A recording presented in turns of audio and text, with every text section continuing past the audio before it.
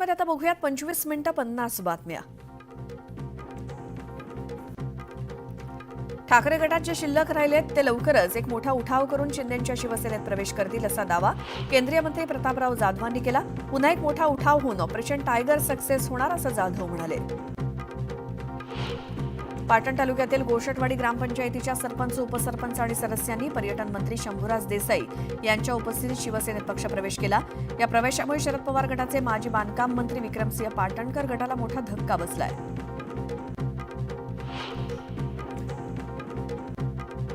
शिंदेंच्या शिवसेनेपाठोपाठ नाशिकमध्ये भाजपात सुद्धा प्रवेशासाठी रीघ लागली आहे. भाजपचे नेते चंद्रशेखर बावनकुळे आणि मंत्री गिरीश महाजन यांच्या उपस्थितीत नाशिकमध्ये महत्वाचे प्रवेश होणार आहेत. आमदार भास्कर जाधव ठाकरे गटात नाराज असल्याची चर्चा रंगली आहे. त्यांची मनधरणी करण्याचे प्रयत्न स्वतः उद्धव ठाकरेंनी सुरू केलेत. ठाकरे यांच्या शिवसेनेची मातोश्रीवरती बैठक झाली. त्या बैठकीला भास्कर जाधव ऑनलाईन उपस्थित होते. पक्षानं मला खूप काही दिलंय. 2 मुलं आमदार आहेत. राज्यसभेवर किंवा विधान परिषदेवरती जाण्याचा माझा विचार नाही, पण पक्षानं संधी दिली तर 2029ची लोकसभेची निवडणूक लढणार आहे, असं सुतोवाच भाजपचे नेते रावसाहेब दानवेंनी केलं. सिडकोच्या विविध संवर्गातील कर्मचाऱ्यांच्या मोठ्या प्रमाणात बदल्या करण्यात आल्या आहेत. सहाय्यक विकास अधिकारी आणि क्षेत्राधिकारी संवर्गातील 26 अधिकाऱ्यांसह लिपिक, टंकलेखक, कार्यालयीन सहाय्यक संवर्गातील 74 कर्मचाऱ्यांचा यात समावेश आहे. या बदल्यांमुळे अधिकारी आणि कर्मचाऱ्यांमध्ये असंतोष दिसून येतोय. मुंबईकरांच्या जलप्रवासाला आता वेग येणार आहे. गेटवे ऑफ इंडिया ते एलिफंटा आणि गेटवे ते मांडवा या मार्गावरून आजपासून अत्याधुनिक वातानुकूलित कॅटरमन बोट धावणार आहे. उच्च गती पारंपरिक फेरी सेवेला पर्याय म्हणून ही सेवा प्रवाशांना अधिक जलद, आरामदायी आणि आधुनिक प्रवासाची सोय उपलब्ध करून देणार आहे. मुंबई महानगर प्रदेश विकास प्राधिकरणानं आज मॅरेथॉनचं आयोजन केलं. त्यासाठी रविवारी दुपारी 1 वाजेपर्यंत अटल सेतूवरची वाहतूक बंद असणार आहे. त्यामुळे वाहतूक कोंडीसह JNPA बंदरातील कंटेनर वाहतुकीवरती परिणाम होण्याची शक्यता आहे. पश्चिम रेल्वेच्या स्वच्छतागृहांच्या दयनीय स्थितीबाबत वारंवार तक्रारी येत असल्यामुळे त्यांच्या स्वच्छतेकडे प्राधान्यानं लक्ष दिलं जाईल, असं पश्चिम रेल्वेच्या मुंबई विभागाचे नवनियुक्त विभागीय रेल्वे व्यवस्थापक पंकज कुमार सिंग यांनी स्पष्ट केलं. प्रवाशांची गैरसोय टाळण्यासाठी टॉयलेट्सच्या देखभालीवरती भर दिला जाईल, असं आश्वासन त्यांनी दिलं. मुंबईतल्या MD कॉलेजमध्ये एका विशेष कार्यक्रमाचं आयोजन करण्यात आलं होतं. या उपक्रमाअंतर्गत मराठी बाणा जपत लेझिमवरती नृत्य सादर करण्यात आलं. तसंच विद्यार्थी व्यावसायिक शिक्षणाकडे कसे वळतील याचंही मार्गदर्शन करण्यात आलं. मुंबई उपनगरीय क्षेत्राच्या विकासासाठी मुंबई रेल्वे विकास कॉर्पोरेशन हे स्वतंत्र महामंडळ कार्यरत आहे. त्याद्वारे अद्ययावत डिझाईनच्या लोकलची बांधणी, डबे वाढवणं, 12 ऐवजी 15 डब्यांची लोकल चालवण्यासाठी फलाटांची लांबी वाढवणं, वाढीव रेल्वे मार्ग टाकणं इत्यादी कामांसाठी मध्य आणि पश्चिम रेल्वेला निधी पुरवला जातो. मुंबई शहरातील 8 ते 10 दशकांहून अधिक जुन्या असलेल्या सेस इमारतींचा समूह पुनर्विकास करण्यावरती आता म्हाडानं भर दिलाय. सेस इमारती अरुंद जागेत असल्यामुळे एकेका इमारतीचा पुनर्विकास करणं, रहिवासी आणि भाडेकरूंना आवश्यक सुविधा देणं शक्य नसल्यामुळे 51 अधिक इमारतींचा समूह पुनर्विकास केल्यास तांत्रिकदृष्ट्या सुलभ ठरणार आहे. मुंबई महानगर प्रदेशासह कोकणातील रस्ते वाहतुकीवरील ताण कमी होण्यासाठी केंद्र सरकारनं सागरमाला योजनेअंतर्गत जलवाहतुकीला प्रोत्साहन देण्याचं ठरवलंय. यासाठी प्रवासी जलवाहतुकीसह रोरो सेवेद्वारे माल वाहतुकीचा केंद्र आणि राज्य शासन अशा प्रत्येकी 50% हिस्सा वाटप करण्याचं नियोजन केलंय. रॅपिडो लवकरच महिलांसाठी खास सर्व्हिस सुरू करणार आहे. या सर्व्हिसद्वारे कंपनी जवळपास 25,000 महिलांना रोजगार सुद्धा देणार आहे. आतापर्यंत रॅपिडोमध्ये फक्त पुरुषच कॅब, ऑटो आणि बाईक चालवू शकत होते. मुंबईतील विविध बँकांमध्ये ठेवण्यात आलेल्या मुदत ठेवींच्या माध्यमातून जास्त व्याजदर मिळावा यासाठी मुंबई महापालिकेनं ऑनलाईन प्रणालीचा वापर करण्याचं ठरवलंय. त्यामुळे चालू आर्थिक वर्षात 1,000 कोटी रुपये अतिरिक्त मिळण्याची प्रशासनाला अपेक्षा आहे. राज्य सरकार शेतकऱ्यांना केंद्रस्थानी ठेवून नवीन कृषी धोरण बनवेल अशी घोषणा कृषी मंत्री माणिकराव कोकाटे यांनी केली. याशिवाय शेतकऱ्यांच्या समस्या सोडवण्यासाठी प्रत्येक जिल्ह्यात कृषी मंत्री कक्ष स्थापन करण्यात येईल, असं कोकाटे म्हणाले. सिंधुदुर्ग जिल्ह्यामध्ये काजू हंगाम सुरू झालाय. या हंगामात काजू शेतकऱ्यांनी काजू बी हे कृषी उत्पन्न बाजार समितीचा परवाना असलेल्या विक्रेत्याला देऊन त्याची रितसर पावती घ्यावी. ही पावती अनुदानासाठी वैध धरली जाणार आहे. तसंच जो व्यापारी विनापरवाना काजू बी खरेदी करणार त्याच्या विरोधात कायदेशीर कारवाई केली जाणार आहे. राज्यातील बाजार समितीमध्ये कांद्याची 1,15,000 क्विंटलची आवक झाली. यात लाल कांद्याची सोलापूर बाजारात 25,000 तर नाशिक जिल्ह्यात 51,000 क्विंटल इतकी सर्वाधिक आवक झाली. लाल कांद्याला कमीत कमी 1,800 रुपयांपासून ते 3,000 रुपयांपर्यंतचा सरासरी दर मिळाला. राज्यातील बाजार समितीमध्ये मक्याची 4,652 क्विंटल इतकी आवक झाली, तर मक्याला 2,089 रुपये प्रति क्विंटल इतका दर मिळाला. बाजारात मक्याच्या आवकेत सुधारणा झाली. गव्हाच्या कापणीला लवकरच सुरुवात होणार आहे, त्यामुळे गहू लवकरच बाजारात येण्याची शक्यता आहे. गव्हाचे भाव किमान आधारभूत किमतीपेक्षा जास्त होते आणि आता गव्हाच्या किमतीत घट होण्याची शक्यता आहे, त्यामुळे ग्राहकांना दिलासा मिळणार आहे. कापसातील प्रक्रियेदरम्यान दर्जा सुधारावरती भर देत देशभरातील 1,000 जिनिंगच्या आधुनिकीकरणाचा प्रस्ताव आहे. त्याकरता प्रति जिनिंग सुमारे 75 लाख रुपयांचं अनुदान दिलं जाईल, अशी माहिती केंद्रीय कापूस संशोधन संस्थेचे संचालक डॉक्टर YG प्रसाद यांनी दिली. फेब्रुवारी महिन्याला सुरुवात होताच टोमॅटोचे दर उतरायला सुरुवात झाली. आता 10 रुपयांना 1.5 किलो टोमॅटो विकले जात आहेत. शेतकऱ्यांचा लावणीचा खर्च सुद्धा निघणं कठीण झालंय.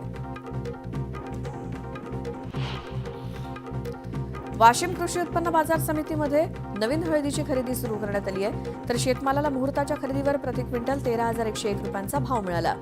बाजार समितीमध्ये यंदाच्या हंगामात उत्पादित हळद ही विक्रीसाठी दाखल झाली आहे. राज्यात 15 जानेवारी अखेर गाळप झालेल्या ऊसाची FRP वाटप करण्यात आली. 16,577 कोटी रुपयांपैकी साखर कारखान्यांनी प्रत्यक्षात शेतकऱ्यांच्या बँक खात्यावर 13,982 कोटी रुपये जमा केलेत, तर अद्यापही 2,595 कोटींची FRPची रक्कम थकीत आहे.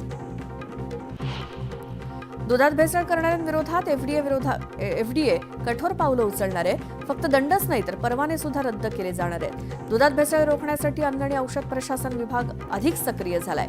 येणाऱ्या काळात यासंबंधी कारवाईला आणखी वेग येणार आहे. मंत्री नरहरी झिरवाळ यांच्या नेतृत्वात FDA अत्यंत सुनियोजित आणि धडाकेबाज कारवाई करत असून दूध भेसळ रोखण्यासाठी योग्य ती पावलं उचलली गेली आहेत. पावसाळ्यात लागवड केलेला भाजीपाला अतिवृष्टीत सडून गेला, त्यामुळे नाशिकसह परत जिल्ह्याला भाजीपाला शहरासह तालुक्यात विक्रीसाठी आणावा लागला. तर भडगाव तालुक्यात गावोगावी लागवड केलेल्या भाजीपाल्यासोबतच पाचोरा, पारोळा, जामनेर तालुक्यातील हिरव्या भाजीपाल्याची आवक वाढली आहे, त्यामुळे भाव सुद्धा गडगडले. जळगाव जिल्ह्यातील भडगाव तालुक्यातील कासगाव इथे शेतातल्या पिकावरचं तणनाशक फवारणी केल्यामुळे शेतकऱ्यांचं जवळपास 2 एकरावरील पीक वाया गेले, त्यामुळे शेतकऱ्यांचं नुकसान झालं. छत्रपती संभाजीनगरमध्ये तापमानात वाढ झाली. 34.4 अंशांवरती तापमान गेल्यामुळे फेब्रुवारीतच नागरिकांना उन्हाच्या झळा बसत आहेत. लोणावळ्याच्या मळवली गावात खासदार श्रीरंग बारणेंच्या जन्मदिनानिमित्तानं छकडी बैलगाडा शर्यतीचा थरार आणला. या शर्यतीत 150 बैलजोड्यांनी सहभाग घेतला. शरयू फाउंडेशन आणि बारामती रनर्स यांच्या संयुक्त विद्यमानं बारामतीत हाफ मॅरेथॉन स्पर्धा पार पडली. हजारो स्पर्धकांनी यात सहभाग घेतला. शिवयोगी श्री सिद्धरामेश्वर महाराज मंदिरात विष्णुघाट परिसरातनं प्रवेश करण्यासाठी एक प्रवेशद्वार आहे. या प्रवेशद्वाराजवळचे शौचालय हटवण्याची मागणी महिलांनी केली. या मागणीसाठी महिलांनी श्री सिद्धेश्वर मंदिरात महाआरती केली आणि प्रशासनानं ताबडतोब हे शौचालय पाडावं अशी मागणी महिलांनी केली.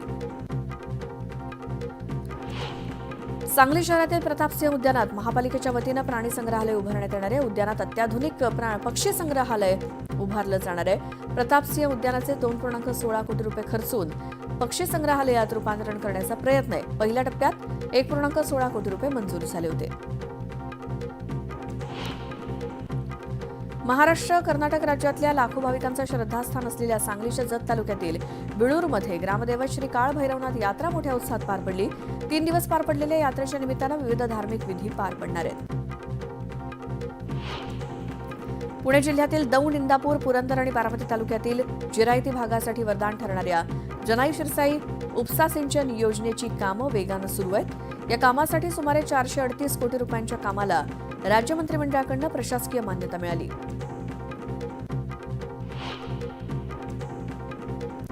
मालमत्ता कर पाणीपट्टी वसुलीसाठी आता छत्रपती संभाजीनगर महापालिकेकडे फक्त 44 दिवस शिल्लक राहिलेत. थकबाकी वसुलीवरती प्रशासनानं भर दिला असून पुंडलिकनगर रोडवरती सपना मार्केटमधील तब्बल 32 दुकानं एका अभ्यासिकेला शनिवारी सील लावण्यात आलं. तर 1 लाखांहून अधिक आणि मोठ्या थकबाकीदारांकडे महापालिकेनं मोर्चा वळवलाय.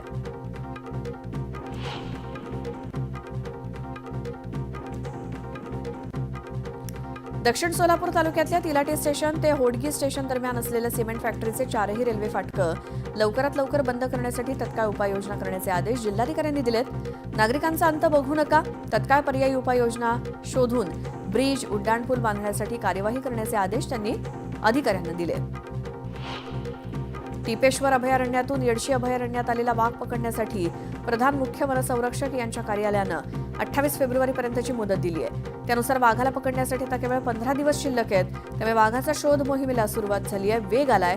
मुदतीत वाघ न सापडल्यास पुन्हा परवानगी मिळेपर्यंत मोहीम थांबवावी लागेल, अशी माहिती विभागीय वन अधिकाऱ्यांनी दिली.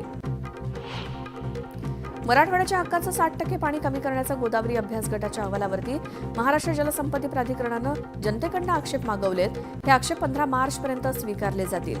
दुष्काळग्रस्त आणि कमी पावसाचा प्रदेश म्हणून मराठवाडा ओळखला जातो. जळगावात फेब्रुवारी 2024 या भागात झालेल्या वादळी वाऱ्यासह गारपिटीमुळे शेती पिकाचं अतोनात नुकसान झालं. त्या नुकसानीला सानुग्रह अनुदान 13,54,00,000 रुपये मंजूर झालं. तालुक्यातील 5 मंडळातील 8,760 लाभार्थी शेतकऱ्यांना भरपाई मिळालेली आहे. जळगावच्या कसगाव पारोळा मार्गावरती 4 वर्षांपूर्वी बनलेल्या उड्डाणपुलावरती मोठमोठाले खड्डे पडले. त्यामुळे मोटरसायकल घसरण्याचे प्रकार सुरू असून अपघातांची संख्या वाढली आहे. सिने अभिनेते राहुल सोलापूरकर यांनी छत्रपती शिवाजी महाराज आणि डॉक्टर बाबासाहेब आंबेडकर यांच्याबाबत केलेल्या वक्तव्याबद्दल मावळमधील शिवस्मारक समितीने संताप व्यक्त केला. सोलापूरकर ज्यावेळी मावळ तालुक्यात येतील किंवा मुंबई पुणे एक्सप्रेस हायवेनं प्रवास करतील त्यावेळी त्यांच्या तोंडाला काळं फासणार असल्याचा इशारा देण्यात आलाय. ग्रामीण भागात दूषित पाण्यामुळे अतिसाराची लागण आणि संसर्गजन्य आजारांची लागण होत असल्यामुळे जळगाव जिल्हा परिषदेच्या प्राथमिक आरोग्य उपकेंद्राअंतर्गत गावाला पाणीपुरवठा करणाऱ्या जलस्रोतांचं सर्वेक्षण करण्यात येत आहे. या जिल्ह्यातील 40 गावांना पिण्याचा पाणीपुरवठा अशुद्ध होत असून 8 गावांना मिळणारं पाणी दूषित असल्याची बाब समोर आली.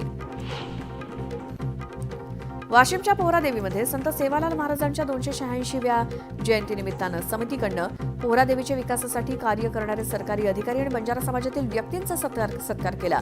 जलसंधारण मंत्री संजय राठोड, राज्यमंत्री इंद्रनील नाईक, आमदार महंत बाबूसिंग महाराजांचा सत्कार झाला.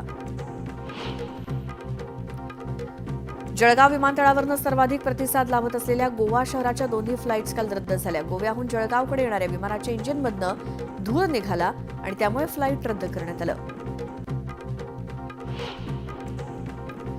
जळगावात पाणी टंचाईच्या काळात शेतीच्या माध्यमातून येणाऱ्या लाखोंच्या उत्पन्नावर पाणी सोडून ज्या शेतकऱ्यांनी स्वतःच्या विहिरी अन्य गावांना पाणीपुरवठा करण्यासाठी शासनाला दिल्या त्या शेतकऱ्यांची शासनानं मात्र उपेक्षा केली आहे. या शेतकऱ्यांना अद्याप 1 रुपयाचाही मोबदला न मिळाल्यामुळे शेतकरी संतापलेत. कृषी मंत्री माणिकराव कोकाटे यांनी महाराष्ट्रातील सर्व शेतकऱ्यांचा अपमान केला. हल्ली भिकारी सुद्धा 1 रुपया घेत नाही, परंतु आम्ही शेतकऱ्यांना 1 रुपयात पीक विमा दिला असं वादग्रस्त वक्तव्य करून कृषी मंत्री कोकाटे यांनी शेतकऱ्यांचा अपमान केला आणि या विरोधात शिवसेना ठाकरे गटाचे आमदार नितीन देशमुख यांनी अकोला शहरातील धिंगरा चौकात जाहीर निषेध केला. सलग 2 दिवस दर वाढल्यानंतर सोन्याच्या दरात घसरण झाली. सोन्याचे दर 1,100 रुपयांनी कमी झालेत. 85,200 रुपये प्रति तोळ्यावरती दर आले, तर चांदीच्या दरात सुद्धा 2,100 रुपयांची घसरण होऊन चांदीचे प्रति किलो दर 96,200 रुपयांवरती आलेत.